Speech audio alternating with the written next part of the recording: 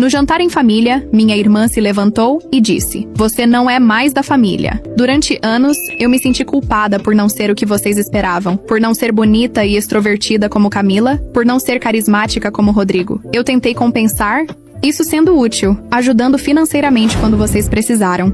E mesmo assim, não foi suficiente. Ouvi vozes ao fundo, meu pai e provavelmente meus irmãos, discutindo, tentando ouvir a conversa. "Carol, por favor", minha mãe implorou. "Vamos conversar pessoalmente. Venha até aqui. Vamos resolver isso como família. Não existe mais família."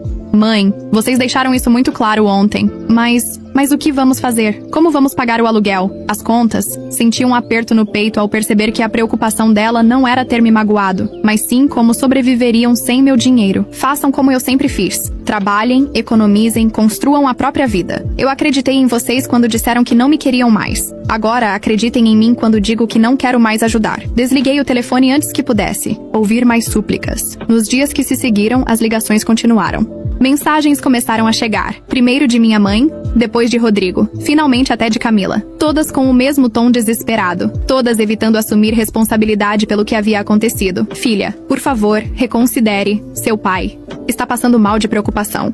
Carol, vamos conversar como adultos." Aquilo foi um mal-entendido. "Mana, desculpa se fui dura com você. Você sabe que te amo, né?" Não respondi a nenhuma delas. Não por vingança, mas porque finalmente havia entendido. Aquele amor era condicional. Eles me queriam de volta não pela pessoa que eu era, mas pelo dinheiro que eu representava. Uma semana depois, recebi uma visita inesperada no escritório. Rodrigo apareceu, visivelmente desconfortável por estar ali, olhando em volta como se estivesse pisando em território desconhecido. "Senhorita Carolina, seu irmão está aqui", anunciou minha secretária, com uma expressão que denunciava que ela já sabia de toda a história. "Pode mandá-lo entrar", respondi, mantendo a compostura profissional. Rodrigo entrou, hesitante. Pela primeira vez, ele via meu escritório. Amplo, elegante, com vista para a cidade. Ele viu meu nome na porta com o título de diretora executiva. Viu os prêmios de inovação nas paredes, as fotos com personalidades importantes do setor. Vi seus olhos se arregalarem ao perceber que sua irmã, sem graça, comandava um império. "Carol, isso tudo é seu?" ele perguntou, parecendo genuinamente impressionado. "Sim, Rodrigo. Isso tudo é meu. O que posso fazer por você?" Ele engoliu, em seco, claramente não esperando aquela recepção fria. "Vim para tentar entender o que está acontecendo", começou, sentando-se na cadeira à frente da minha mesa. "A conta, o dinheiro, todo esse tempo era você?" Assenti, sem dizer nada. "Mas como? Por quê? Por que você nunca contou?" "Alguém perguntou?" Respondi simplesmente. Alguma vez em todos esses anos, alguém da família quis realmente saber o que eu fazia, como eu vivia, quem eu era. Ele baixou os olhos, sem resposta. "Vocês já tinham criado uma imagem minha. A irmã sem graça, sem ambição, sem vida. Era mais fácil me encaixar nessa caixinha do que admitir que talvez não me conhecessem de verdade. Mas você poderia ter dito. Poderia ter mostrado." "Para quê, Rodrigo? Para mudar a dinâmica? Para vocês gostarem de mim pelo que eu tenho, não pelo que eu sou?" Ele sacudiu a cabeça, parecendo confuso. "Não é assim, Carol. Nós gostamos de você?" "Não. Foi o que pareceu naquele jantar. Você não faz mais parte da família. Lembra?" Ele passou a mão pelos cabelos, desconfortável. Camila exagerou. "Você sabe como ela é dramática. Ninguém levou aquilo a sério. Vocês levaram a sério o suficiente para me expulsar da mesa. Para concordar com ela, para me deixar ir embora." Sem uma palavra de defesa, ele ficou em silêncio por alguns instantes. "O que você quer, Carol? Quer que imploremos? Que nos humilhemos? É isso?" Olhei para meu irmão caçula, aquele menino que sempre foi o favorito, o protegido, o especial, agora sentado à minha frente parecia pequeno, frágil, perdido.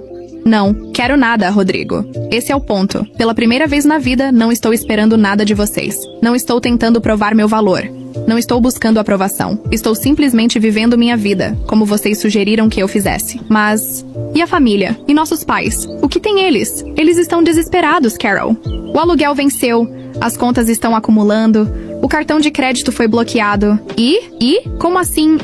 São nossos pais? Sim, são nossos pais. Os mesmos que passaram a vida inteira favorecendo você e Camila. Os mesmos que nunca me defenderam quando fui humilhada. Os mesmos que concordaram silenciosamente quando fui expulsa da família. Por que eu deveria continuar sustentando-os? Ele engoliu em seco, sem argumentos. O que vocês querem de mim, Rodrigo? Querem que eu volte a depositar dinheiro numa conta para vocês gastarem? Querem que eu finja que nada aconteceu? Que eu continue sendo a invisível, a irmã sem graça, Que agora é útil porque tem dinheiro? Não é assim. É exatamente assim. Interrompi, levantando a voz pela primeira vez.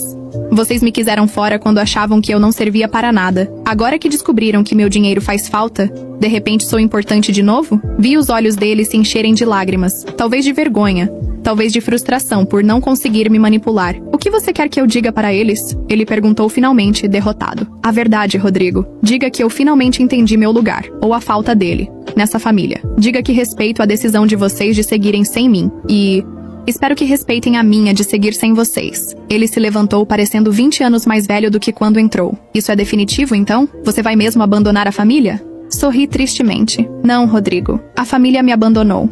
Eu só estou aceitando isso. Ele saiu sem dizer mais nada, e senti um misto de dor e alívio. Era o fim de um capítulo da minha vida. Um capítulo longo demais, doloroso demais. Nas semanas que se seguiram, soube por conhecidos em comum que meus pais tiveram que vender o carro para pagar dívidas.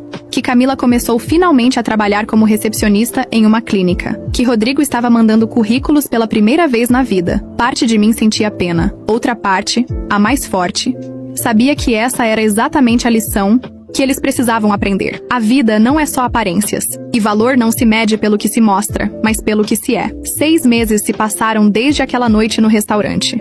Soube por uma antiga amiga do bairro que meus pais tiveram que se mudar para um apartamento menor. Camila perdeu o emprego na clínica por faltar demais. Rodrigo conseguiu um trabalho como vendedor numa loja de eletrônicos. Ironicamente, vendendo produtos do tipo que minha empresa desenvolvia software. Uma tarde cruzei com Camila num shopping. Ela me viu, hesitou, fez menção de se aproximar. Nossos olhares se encontraram por um instante. Eu sorri educadamente, como faria para qualquer conhecida distante. E segui meu caminho. Não havia mais raiva, nem dor. Apenas a certeza de que algumas pontes, uma vez quebradas, não devem ser reconstruídas. Meus pais envelheceram sem me conhecer de verdade. Meus irmãos seguiram suas vidas sem entender a lição. Eu floresci na minha solidão escolhida, cercada de pessoas que me valorizavam pelo que sou, não pelo que tenho ou aparento ter. Aprendi que família não é necessariamente aquela em que nascemos, mas aquela que nos aceita como somos, e que às vezes o silêncio é a resposta mais poderosa que podemos dar. Hoje, olho para trás sem arrependimentos. Aquele jantar em família, onde fui expulsa da mesa e da vida deles, foi, na verdade, o momento em que finalmente me libertei.